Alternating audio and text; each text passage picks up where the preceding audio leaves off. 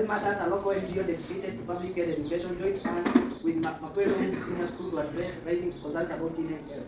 Focusing on nutrition and mental wellness in Waka sub-county, they provided specialized classes on nutrition, mental health and health lifestyles. To support learners further, Health Matters organized peer support groups where learners could openly discuss mental health challenges in a safe and welcoming space. Additionally, a campaign was launched in the school dining hall to encourage healthier food choices. As a result, learners gained better knowledge about nutrition and mental health, showed increased participation in physical activities, adopted healthier eating habits, and helped create a supportive environment for discussing mental health. Questions? Read the questions. Brainstorm the role of Health Matters in Waka sub-county. Discuss the importance of peer support groups in addressing mental health challenges among teenagers. What are the other likely stakeholders in implementing strategies to promote health eating habits in school? How can schools foster successful partnership with local partners? One clap for him. So we are told Health Matters, a local NGO dedicated to public health education, joined hands with Maplewood Senior School to address rising concerns about teenage health, focusing on nutrition and mental wellness in Waka sub-county. So, what is the role of Health Matters in Waka sub-county? Raise up your hand. What is the role? When you ask what is the role, what is basically what is work? What is the role of Health Matters in Waka sub-county? That's why I've read the first sentence. The answer is there. Health Matters, a local NGO dedicated to public health education, joined hands with Maplewood Senior School to address rising concerns about teenage health, focusing on nutrition and mental wellness in Waka sub-county. So, what is the role of Health Matters in Waka sub-county? Yes? To address rising concerns about teenage health. Yes, number one, the role is to work in general. It's public health what? Education. Are we together? Public health what? Education. Number two, discuss the importance of peer support groups in addressing mental health challenges among groups. So we have peer support groups.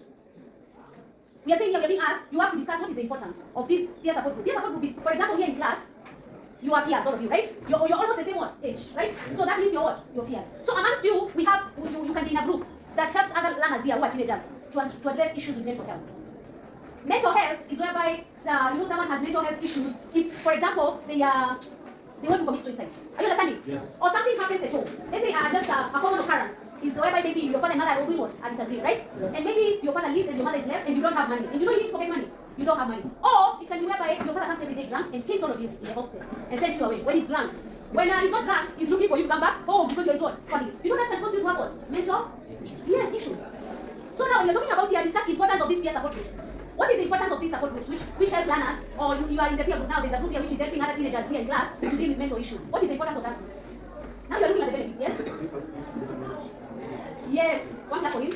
Number one, the importance of that group is because it is going to help you deal with your psychological problems, right? Another important, yes? Yes, it is safe life. One clap. The importance is going to save life. Maybe one is becoming very what? Suicidal. Let's say you came here to school, you came to school and one day you're sick. And then when you're sick, you go to the what? To the doctor. This doesn't happen at all. It doesn't happen. You're already sick. They're testing you here. They don't find why you're sick. They take you to the hospital. They can't really figure out why you're sick, right? They're trying to look for what you're aiming for. Then the doctor says just for the exam we can be in our what? We can be all relaxed and we know the child is going to be taken care of because we tested all the diseases and this one is not sick. What is happening? You're tested for HIV and you have AIDS. Do you know you cannot mental health? If the message is not communicated to you, what? Well, number one, I'm just notifying you, but you cannot be tested for something like that. Your parents should be there, yes? Should be notified, you cannot. I'm just saying that you go to the hospital and they don't know. You know, if you're told, you cannot bad thoughts, right? You cannot bad thoughts. Also, you cannot be very settled in the mind because if you're being told a message like that, you're supposed first to be done what? Cancelled, right? You should be cancelled before you have bad news. Or all of a sudden you're called here by the deputy. When you go to the deputy, he tells you, no, your auntie is here and he wants to live with you. Can you go get your belongings? You're told, just go get what? Just go get a what? Like a book that you'll be able to read when you're at home. They're not telling you what is happening. And all of a sudden, God forbid, you go at home, you find that all the other family members passed on. You know that is not a mental health issue, right? Because the family is abrupt, they were not sick, right? You were at school.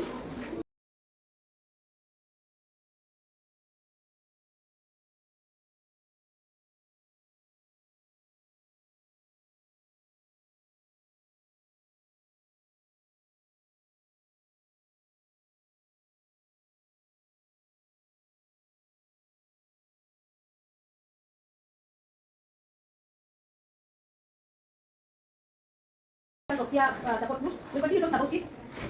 We cannot talk about the stakeholders because we've not talked about it. From there, I want us today to learn about stakeholders. Stakeholders. Did you write something on stakeholders? Very good. So stakeholders are individuals. These are individual groups who have interest in the well-being of the community. The individual groups who have an interest. They have an interest in the well-being of the community. This school is a community, right? And we have the BOM chairman, right? The BOM chairman is a stakeholder because he's interested in your well-being, right? Yes. is interested in the well-being of the whole school. That's why you have a meeting with the principal. That's a stakeholder. Let's go back home. We have stakeholders. You have your home. In case anything happens, you see your local chief can come to your home, right? Just to come and see whether your father or your mother are well. Or you yourself, that's a stakeholder. They're interested in your well-being. So that's why we're saying stakeholders, it can be one person or it can be a group that are interested in your well-being. If you don't have a group, about a group is we're talking about where you go to church. You know where you go to church? Let's say take a group of the women. The women group in church can come to your home to talk to you, to bring gifts to you, and also to pray for you. You see those are stakeholders because they are interested in your what? Yes, in your well-being. So now in community development, now in community service, community stakeholders have an interest in the well-being of the community. So in our activities, in our community service learning activities, they are interested in them. We can include them in our planning. We can include them in our implementations when we're trying to cater to the needs of our community. It's not that we're going to do different projects. Okay, first we learn and then we'll be in the community in our community school or outside and we're going to run a project. So that's why it will come a time where we're going to identify the stakeholders who are going to help us. So they play a role in the community service activities. Yeah, they have something they have to do. So number one, you have to identify the stakeholder. If you know a stakeholder that is concerned with the needs of that community that you're helping, you have to identify them. And the key stakeholders, if you are asked about the key stakeholders, number one, there's a local government official, like the way Dr. Bota was. So we have different stakeholders. Number one, we have local government officials, for example, the chief, the sub-chief, and then we have others who are called, have you heard of ward representatives? We have ward representatives. Also, they belong to the local government officials and they are stakeholders. Number two, we have community leaders.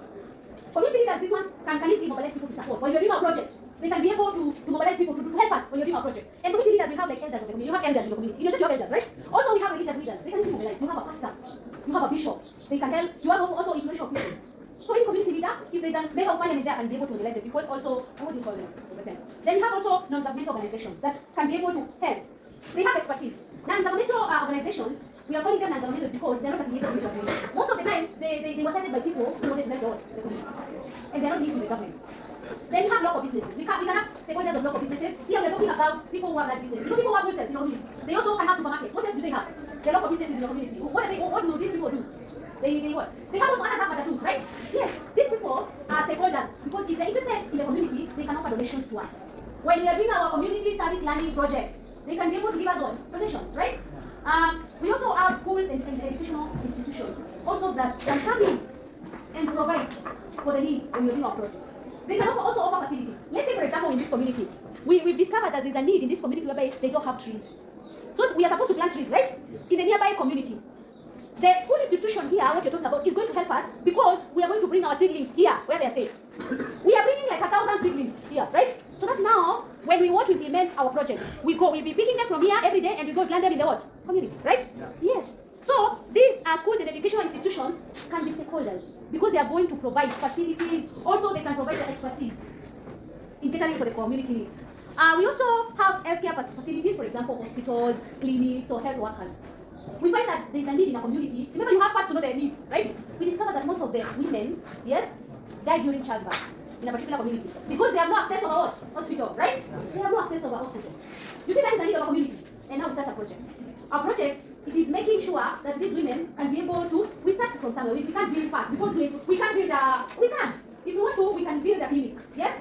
As we are building the clinic, remember we are going to get the funds from the local businesses. They provide, right?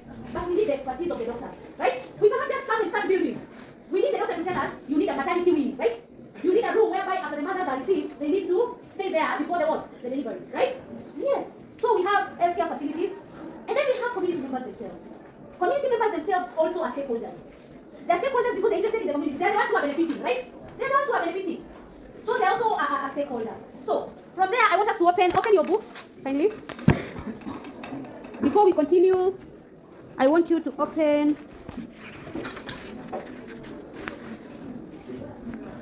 page 21. Page 21, if you have this book. Page 21, the older one, 21. Essential Community Service Learning, Oxford, the one for Oxford.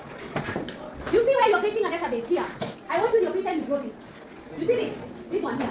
Where we have a stakeholder role in addressing communities and official conduct. Here, we have the stakeholder is the police. How is the police going to help in our community needs? He's going to ensure that there is security in what? In the community, right? So, and then we have to have the official contact. So we say it's from the Huduma Police Station, right? We go to the second one, is the area chief. Area chief, you want to yes. Very good. You have the area chief, right? The area chief can mobilize. And when you get him, his address is the office of the what? Of the chief. This is how we keep a database. Who else can we add here? The priest or the pastor, right? How can he help in our community service activity? He can offer what? He can mobilize, yes? He can mobilize people from his church.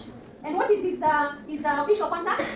The church, right? So now you understand. We are together. We go back to the other book.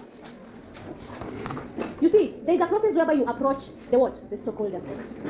You don't just, what I want you to write in your free time is that you write how to approach stakeholders, you research, you plan, you communicate, you show what? Benefit.